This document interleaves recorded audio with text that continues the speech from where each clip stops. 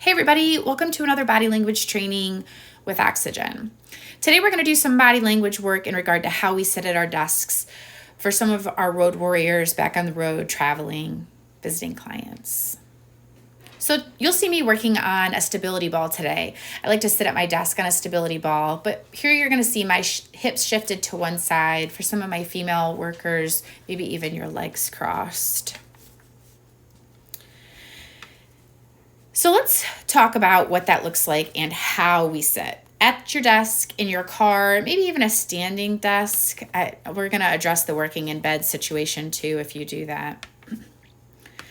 Remember, a lot of what we see when we work with Frosty in these videos is small movements. If they were big movements, we would notice them a lot more. The benefits of using Frosty are that a small movement on an animal is felt, then magnified, and easier for you to see the reaction. So if you take a hip movement and shift it to one side, Frosty's going to she's going to side pass. So you see Kayla shift her hips. Frosty moves off to one side. So on the exercise ball, again, if I cross my legs and there wasn't an animal there, then that's what you would see.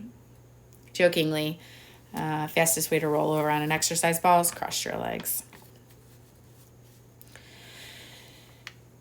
So let's talk about that muscle. That muscle that we're talking about that has to be strong is going to be the quadratus laborum. It's actually a belly dancer muscle and or the hip hike muscle. If you have a lower back strain, like you sit too long or cross your legs funny, it's going to make those movements off. So kind of think about how you would sit. If you sat on an exercise ball, would you tip over? Or if we look at Kayla now, would you be sitting square?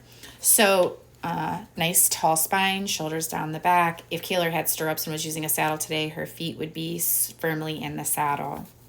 If you don't find that this is a comfortable place for you, you could work on some hip rolls, feet off the floor. If you lay on your back, feet off the floor, and making sure that your shoulders are down.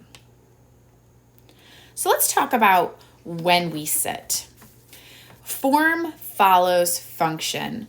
So for my yogis, we call this a cat-cow motion, and we're going to show you both extremes. So on the stability ball, you see us, this would be kind of like a cat position. Also very similar to us holding our cell phones. And then if we push our shoulder blades back and give kind of our neck a rest, that would be more like a cow position.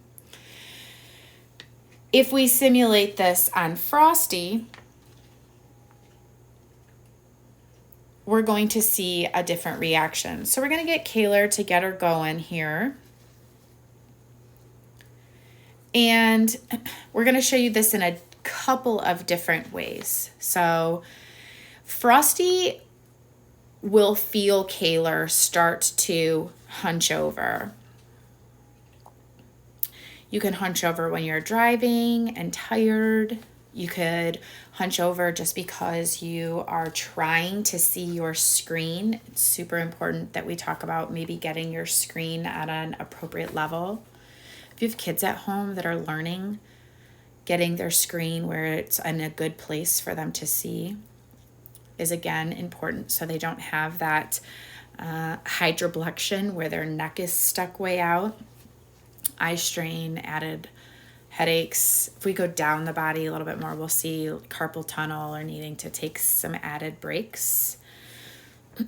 So as we get Kayla, give Kayla a chance to get Frosty moving here, Kayla sits forward, kind of gets off Frosty's back. You're going to watch Frosty actually speed up. So if we pay kind of close attention to how fast Frosty goes, and then slows down as Kayla sits back and leans back.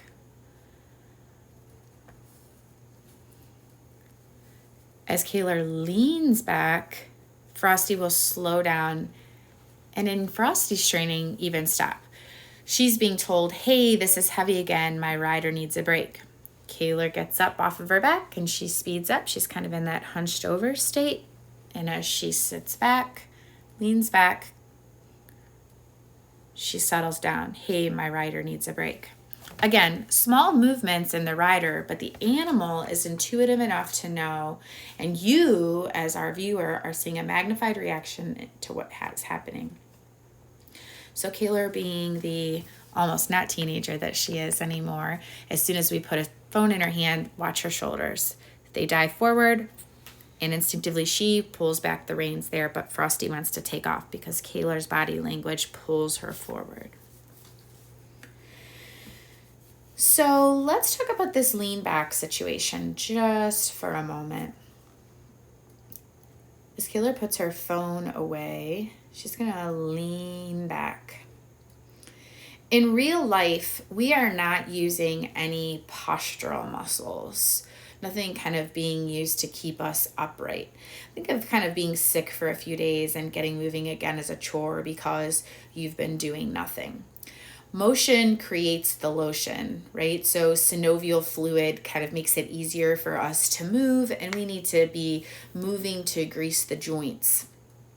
Old people don't go to workout classes at 7 a.m. because they need a little bit more time to get moving. So if you find yourself driving leaned back or working in bed, so public service announcement, please don't be in a Zoom meeting like this. But if we put you on a workout ball and lean way back, then all of those postural muscles from your rib cage down, right, are not working. In this case, you're seeing even my post-baby postural muscles not working. If I ask Kayla to raise her arm, and in one point here she's going to go hands free, Kayla's postural muscles are very strong. So make sure that if you do work in the evenings, catching up at work or whatever circumstance you find yourself needing to work in bed, that you get a mobile desk tower, or I would maybe even suggest you take a nap and separate your work and then come back and work elsewhere. 30 years ago, the number one killer was smoking. Today, the number one killer is hypokinetic disease or lack of movement. The last 18 months should have taught us to care for ourselves in a better manner than we maybe have in the past. So hopefully we've given you some tips and suggestions to taking better care of yourself. Some of what you've seen us do today is done with cerebral palsy patients, paraplegic patients, as a part of their therapy to learn functional movement again. We are going to take some of those same theories and help you integrate them back into your work if you feel like your body has taken a beating in some of the excessive stress that it's under. So if you've seen us do anything that you feel is important for you or your team, we'd love to help. Obviously, Oxygen Equestrian, which is where we got our start, is why we do these body language videos for you. So feel free to reach out, oxygencoachinggroup.com. Frosty, our Chief Equine Officer, and the rest of the team here at Oxygen hope you take just a little bit of time to breathe life in today, and we will see all of you at our next training.